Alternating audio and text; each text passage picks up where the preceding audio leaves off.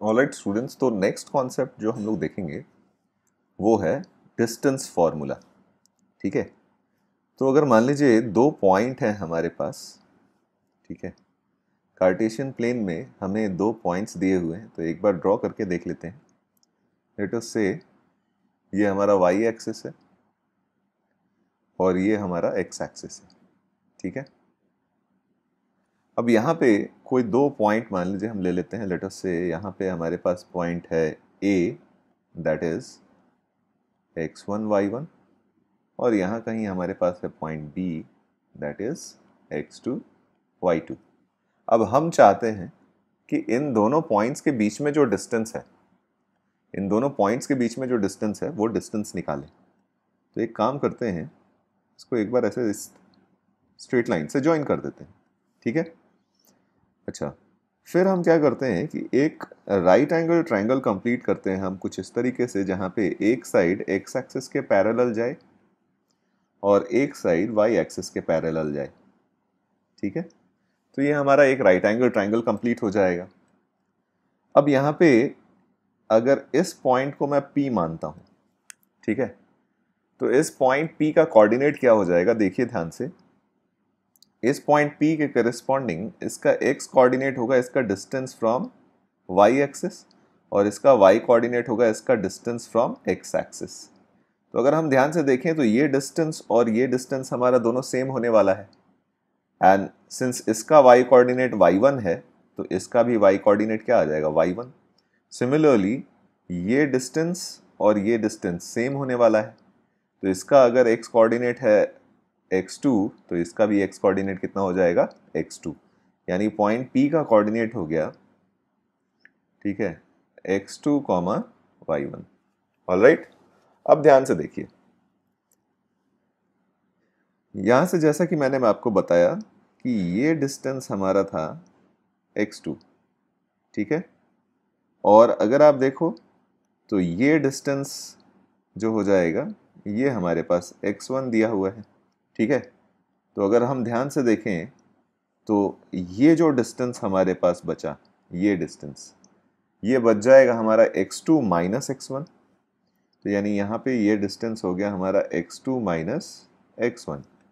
ठीक है, सिमिलरली अब देखिए ये पूरा डिस्टेंस हमारे पास y2 था और ये डिस्टेंस हमारे पास y1 है, तो ये जो डिस्टेंस हमारे पास बच जाएगा ये क्या हो जाएगा, y2 माइनस y1।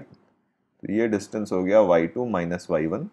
तो यूजिंग पाइथागोरस थ्योरम हम क्लियरली यहाँ से देख सकते हैं कि R A B will be root over A P square plus B P square. ठीक है, और यहाँ से अगर हम वैल्यूज सब्सटीट्यूट कर दें तो हमारे ए बी की जो वैल्यू आ जाएगी वो root over x2 minus x1 square and plus y2 minus y1 square. ठीक है, so this is how we identify distance between two points, ठीक है, जिनके कोऑर्डिनेट्स हमें दिए हुए हों। ठीक है, तो एप्लीकेशन ऑफ डिस्टेंस फॉर्मूला हम लोग क्या कह सकते हैं, एक बहुत अच्छा एप्लीकेशन इसका ये हो सकता है कि to check collinearity of 3 point, 3 point की कोलिनियरिटी हम लोग इजीली चेक कर सकते हैं।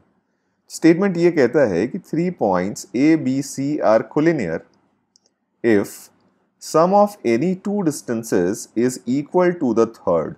ठीक है, इसको पिक्टोरियली समझने की कोशिश करते हैं।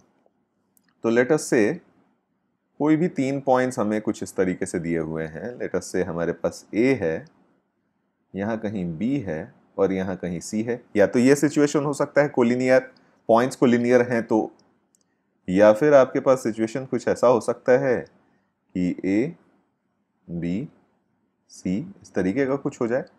इन्हीं का क्या हो सकता है, अरेंजमेंट हो सकता है, ए बी और सी के पॉसिबल अरेंजमेंट हो सकते हैं।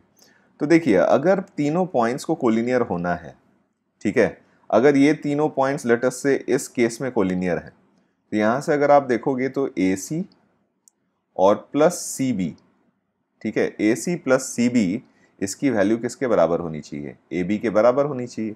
ठीक है, तो यहाँ पे देखिए ए सी प्लस सी बी, ठीक है, A C plus C B is equal to A B के बराबर हो जानी चाहिए। ठीक है, तो इस केस में आप देखो दूसरा क्या सिनेरियो हो सकता है कि A B plus B C A C के बराबर हो जाना चाहिए। देखिए ध्यान से, A B plus B C should be equal to A C. ठीक है, तो ये भी पॉसिबिलिटी है एक। अगला सिनेरियो आप ऐसे भी देख सकते हो कि A C A B plus B C A C के बराबर हो जाना चाहिए, तो ये हमने देख ही लिया। ए सी प्लस ए बी, ठीक है, A C plus A B B C के बराबर हो जाना चाहिए। तो इस सिनेरियो में आपके पास क्या हो जाएगा, देखिए ध्यान से, अगर हमने बोला कि A C plus A B is equal to B C के बराबर होना चाहिए, तो ए यहां कहीं बीच में हुआ होगा। ठीक है, तो आप देखिए A B plus A C is equal to B C, यानी इन एनी केस अगर 3 पॉइंट्स को कोलिनियर होना है, अगर 3 पॉइंट्स को कोलिनियर होना है, तो sum of any 2 distances should be equal to the third. अगर ये सिनेरियो अगर हमारा सेटिस्फाइड है, sum of 2 distances is equal to the third, तो हम क्लियरली ये कह सकते हैं कि तीनों पॉइंट्स हमारे क्या होंगे, कोलिनियर हो जाएंगे। ऑलराइट।